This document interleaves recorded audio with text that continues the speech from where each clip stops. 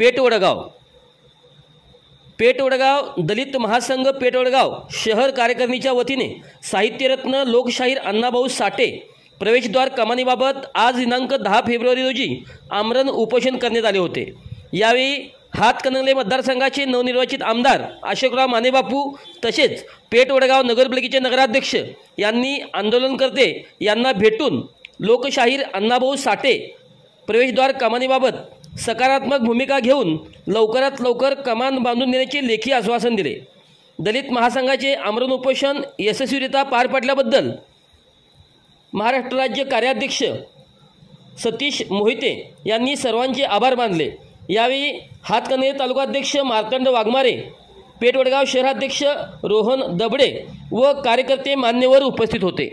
आपली जी कमान आहे लोकशाहीर अण्णाभाऊ साठे हे होणं गरजेचंच आहे। महामानवाने एवढा त्याग केला आहे आणि त्या महामानवासाठी एक नगरपालिका किंवा लोकप्रतिनिधी इथं कमान उभं करू शकत नाही, दुःखाची बाब आहे। आणि ही कल्पना आम्हाला आता आलेली आहे। तुम्ही सर्व तुमची भावना आमच्या लक्षात आलेली आहे। नक्कीच आमदार मी आहेच, तर आमदार या नात्याने कमान उभी करू द्यायची जबाबदारी माझी आहे। नगरपालिकेने मी स्वतः प्रयत्न करून कमान तुम्हाला 2-3 महिन्यात पूर्ण करून देतो, तुम्ही चिंता करू नका त्याची। आणि म्हणून माझं आव्हान आहे, मी आमदार म्हणून तुम्हाला विनंती करतो, तुम्ही हे उपोषण पाठीमागे घ्यावं। आपण पात्रताच घालून त्याचं डिझाईन करूया। नगरपालिकेने पत्र दिलेलं आहे, तुम्ही डिझाईन तयार करून द्या, प्रस्ताव द्या, लगेच आपण करूया म्हणून सांगितलं। तर नगरपालिकेने मी हे कमान तुम्हाला करून द्यायचं आहे।